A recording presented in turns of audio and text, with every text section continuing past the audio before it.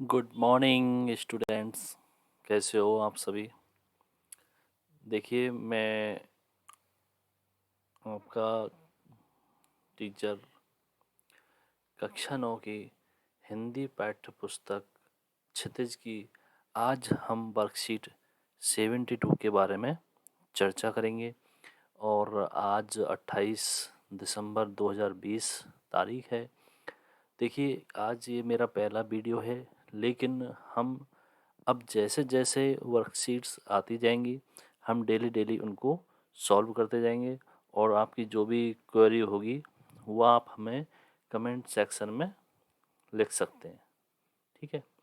अगर आप चाहते हैं कि हम पुरानी वर्कशीट्स पर भी वीडियोज बनाएं तो आप हमें कमेंट सेक्शन में बोल सकते हैं, जिससे कि हम उनको वीडियो बना करके आपके सामने प्रोवाइड कर दें। ठीक है। तो आज हम अपनी इस पाठ्यक्रम में आगे बढ़ते हुए वर्कशीट 72 जो दी गई है, क्षितिज पाठ्य पुस्तक से ली गई है। और ये पाठ हमारा 4 नंबर का जो पाठ है, साबले सपनों की याद, जिसके लेखक हैं जाबिर हुसैन जी, उससे लिया गया है। ठीक है। और इसमें वर्कशीट में ये तो आपको सबको पता ही है कि सबसे पहले विद्यार्थी का यहाँ पे नाम होता है। नाम लिख करके फिर अपने जो क्लास टीचर है उनका नाम लिखना है। ठीक है। देखिए, इसमें एक फ़ोटो दिया गया है हमारे सामने। ये फ़ोटो एक बहुत बड़े पक्षी विज्ञानी हुए हैं जिनका नाम था डॉक्टर सलीम अली। सलीम अली कौन थे, इसके बारे में हम थोड़ा सा जान लेते हैं कि इस पाठ में लेखक ने बताया है कि वो इस तरह के पक्षी प्रेमी थे कि जब वो उनकी मौत हो गई थी तब भी लोगों को भरोसा नहीं होता। ऐसा लग रहा था कि मानो कि वो एक तरह से प्रकृति की उनकी मौत ना होकर के वो प्रकृति की गोद में जा बैठे हों। ठीक है। और लेखक ने बताया है कि जो प्रसिद्ध पक्षी विज्ञानी सलीम अली थे, उनका जन्म 12 नवंबर कब हुआ है? 12 नवंबर को, 12 नवंबर 1896 को हुआ था। और इनकी जो मृत्यु है वो हुई है 20 जून 1987 को।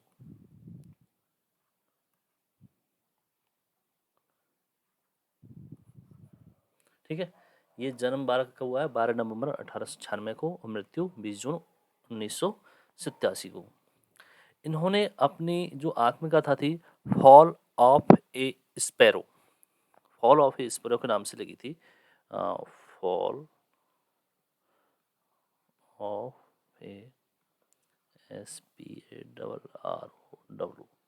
इस नाम से, यानी एक गौरैया का गिरना, जिसका हम हिंदी अनुवाद करें तो इस नाम से इन्होंने अपनी रचना जो आत्मकथा थी वो लिखी थी, जिसमें पक्षियों से संबंधित रोमांचक किस्से लिखे हुए थे। किस्से यानी कहानियाँ। और एक गौरैया का गिरना शीर्षक से इसका हिंदी में अनुवाद नेशनल बुक ट्रस्ट ने प्रकाशित किया है। आपने नाम सुना होगा NBT का, NBT है नेशनल बुक ट्रस्ट। इसने इस उस जो इनकी लिखी हुई रचना है, ये अभी हमने जाना है इसके बारे में, फॉल ऑफ ए स्पैरो, इसका हिंदी में अनुवाद किया है। ठीक है। आगे हम इनके बारे में जानते हैं, लेखक के बारे में, कि कैसे उनका पक्षी प्रेम था। इसके बारे में लेखक ने वृंदावन का जिक्र करते हुए कहा था कि भले ही कृष्ण के बचपन की शरारतों को किसी ने नहीं देखा हो, कि कब उन्होंने पेड़ों की छांव में विश्राम किया, कब उन्होंने बांसुरी बजाई, यह कोई नहीं जानता।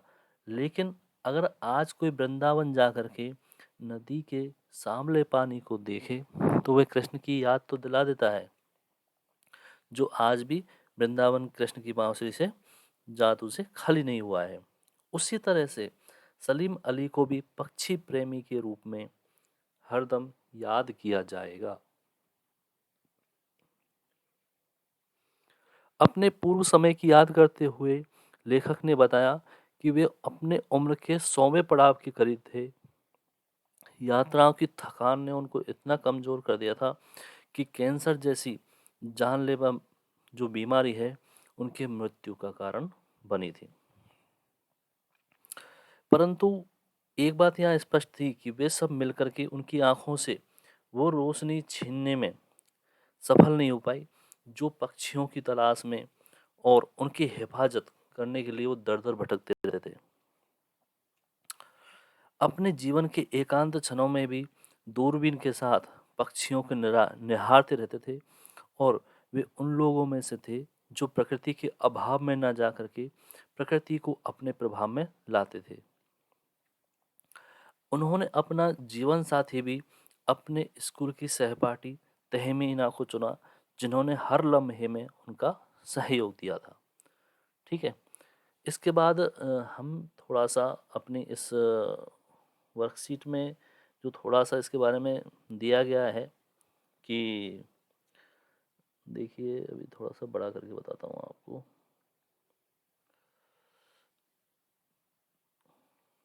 कि उन जैसा वर्ड वॉचर शायद ही कोई हुआ हो, लेकिन एकांत के क्षणों में सलीम अली बिना दूरबीन के भी देखे गए हैं। दूर क्षितिज तक फैली जमीन और झुके आसमान को छूने वाली उनकी नज़रों में कुछ कुछ वैसा ही जादू था। यानी कि वो जब भी निकलते थे दूरबीन लेकर के, तो उनकी नज़रें सिर्फ ऐसे पक्षियों की तलाश करने में लगी रहती थी जो अपने प्रकृति में किसी संकट से जूझ रहे हों, या दुर्लभ पक्षी हों। मतलब हर तरह के पक्षी के लिए भी उनके मन में प्रेम था। इसके बाद देखिए, इसमें लिखा हुआ है कि जो प्रकृति को बांध देता है, सलीम अली उन लोगों में से थे जो प्रकृति के प्रभाव में आने के बजाय प्रकृति को अपने प्रभाव में लाने के कायल होते हैं। उनके लिए प्रकृति में हर तरह एक हंसती खेलती रहस्य भरी दुनिया पसरी थी। यानी प्रकृति में जब भी वो निकलते थे नेचर के अंदर, तो उनको हर जगह देता था। यह दुनिया उन्होंने बड़ी मेहनत से अपने लिए गढ़ी थी, है ना। यानी कि जो पक्षियों की दुनिया थी, जिसमें वो सारे पक्षियों के बारे में पूरे ज्ञान नॉलेज जो उन्होंने समेटा था, उसके बारे में उनको बहुत अच्छे से कहते हैं ना एक्सपीरियंस हो चुका था, उनको अनुभव हो चुका था। यानी एक उन्होंने पक्षियों की एक अलग ही दुनिया अपने लिए बना ली थी। ठीक है। इस पाठ में मुख्यतः क्या है कि सामले सपने की जो याद है, ये इसमें पक्षी विज्ञानी सलीम अली के बारे में बताया गया है कि किस तरह से वो पूरे जीवन भर सुनहरे पक्षियों की दुनिया में खोए रहे, उनकी सुरक्षा और खोज में के सपनों में खोए रहे। वे सपने हर किसी को नहीं आते, हर कोई पक्षी प्रेम में इतना नहीं डूब सकता जितना कि सलीम अली डूबे रहते थे। इसलिए आज जब सलीम अली नहीं रहे, तो लेखक को उन सावले सपनों की याद आती है जो सलीम अली की आंखों में बसते थे। यह शीर्षक जो इस पाठ का दिया गया वो इतना सार्थक तो है, किंतु गहरा भी है और रहस्यात्मकता से भी भरा हुआ है। ठीक है। अब हम इस जो वर्कशीट का जो ये पैराग्राफ दिया गया है, इस पैराग्राफ को थोड़ा सा और जानते हैं।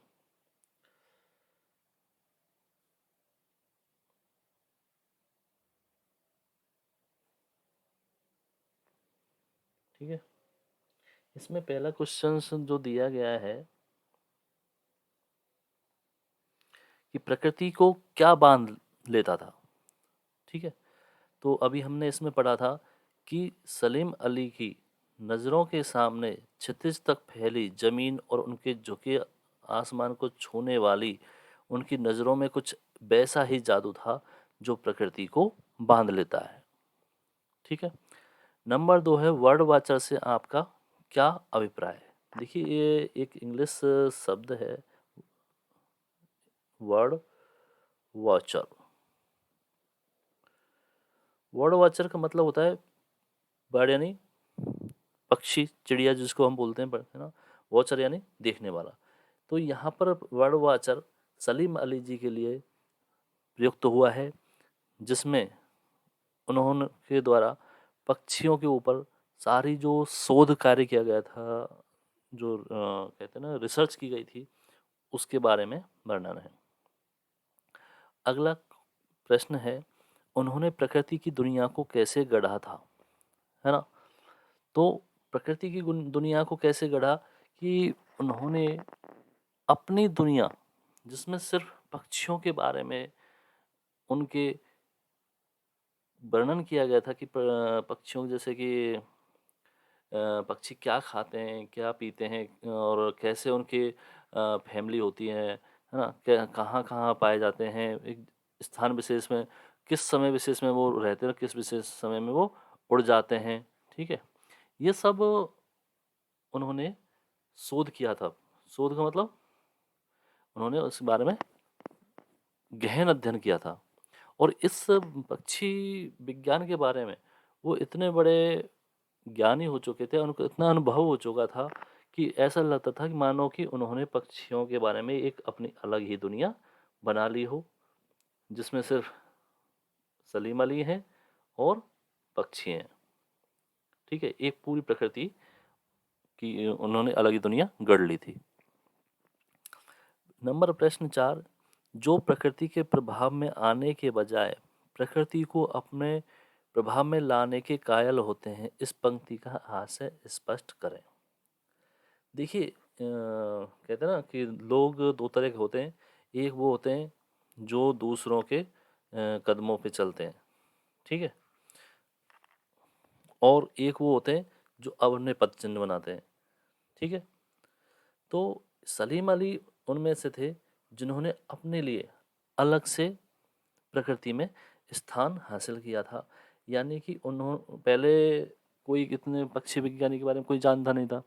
कोई छोटे मोटे होते थे, थोड़ा बहुत प्रकृति से प्रेम करने वाले तो बहुत लोग हैं, लेकिन पक्षियों के बारे में इतना ज्ञान रखने वाले, इतनी महारत हासिल करने वाले लोग बहुत कम मिले।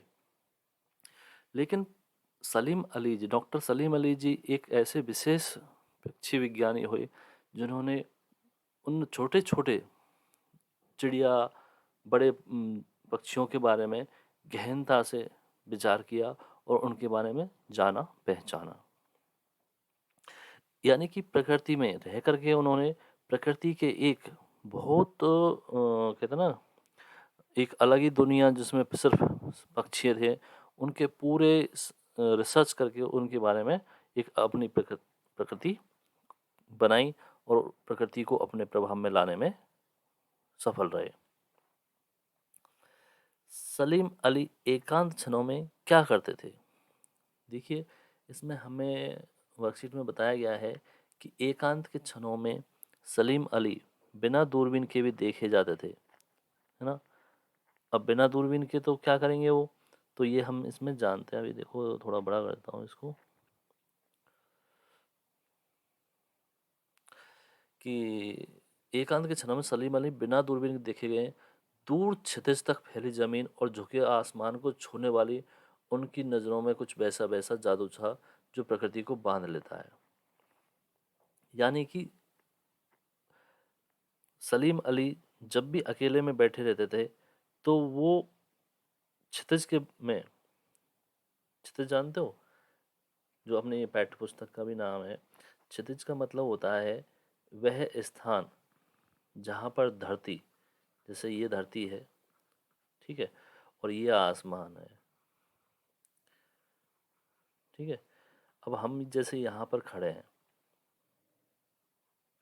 तो हमें क्या लगता है कि हम खुले मैदान में खड़े हैं, तो जैसे ऊपर हमारे आसमान है, नीचे धरती है, तो जहाँ पर धरती और आसमान हमें मिलते हुए दिखाई देते हैं, है ना, हम बिल्कुल सामने देखते हैं तो हमें ऐसा लगता है आसमान सामने नीचे झुका हुआ था, तो वो स्थान जहाँ पर धरती और आसमान मिलते हुए दिखाई देते हैं वो क्या कहलाता है? क्षितिज। जैसा आपने अपनी पाठ्य पुस्तक में देखा होगा कि एक खेत का सा जो निशान बना हुआ है और उसमें सामने बिल्कुल यहाँ पर फसल है और सामने बिल्कुल नीला आसमान है और इस तरह जगह को देखा गया, तो वो क्या कहलाता है? क्षितिज। तो सलीम अली भी अपने एकांत के क्षणों में जब बैठे रहते तो दूर क्षितिज तक फैली जमीन को और झुके आसमान को देखते रहते थे और हमेशा पक्षियों के बारे में ही सोचते रहते थे। तो देखिए स्टूडेंट्स, आज हमने इस वर्कशीट के बारे में थोड़ा बहुत जो काम किया है और आगे भी हम इस तरह की वर्कशीट्स के बारे में थोड़ा और ज़्यादा पढ़ के वर्कशीट को बेहतर बनाने के लिए कोशिश करेंगे। ये मेरा थोड़ा क्या है, पहला एक्सपीरियंस है इस तरह का, तो एडिटिंग में, लिखने में और शायद आवाज़ भी कुछ ऐसी लग रही होगी, लेकिन हम कोशिश करेंगे कि आगे कुछ और बेहतर आवाज़ के साथ आपकी वर्कशीट्स को पूरा करें। अब आपको क्या करना है कि इसमें वर्कशीट का ये काम करने के बाद अपने सब्जेक्ट टीचर्स को दिखानी है। साथ ही अगर इसमें कुछ और समझने में दिक्कत आई हो तो आप कमेंट सेक्शन में इसके बारे में हिंदी में या इंग्लिश में जैसा भी आपको इजी लगे उस तरह से आसानी से लिख करके क्वेश्चन पूछ सकते हैं। ठीक है, और आगे हम इस तरह के वीडियो बनाते रहेंगे जिसमें आपकी वर्कशीट्स के बारे में और अपने पाठ्य पुस्तक के जितने भी लेसन्स सीबीएसई ने इस बार डिसाइड किए हैं कि कौन कौन से एग्ज़ाम में आएंगे, वो हम सब पढ़ेंगे क्रम वाइज, और साथ ही व्याकरण को भी हम सॉल्व करेंगे। साथ ही वर्कशीट के अलावा हम कुछ क्वेश्चन आंसर्स रेगुलर बेसिस पर लाइव आकर के भी बना सकते हैं। तो इसके लिए अब आपको करना क्या है कि ये जो चैनल है इसको एक बार सब्सक्राइब ज़रूर करें, जिससे आगामी जो वीडियोज़ हैं वो आपको देखने को मिल सकें और आप उस आपसे मिस नहीं हो। साथ ही इसको लाइक और अपने फ्रेंड्स के साथ शेयर भी कर सकते हैं, जिससे कि उनको भी इसको देखने का फ़ायदा मिले। Okay students, bye.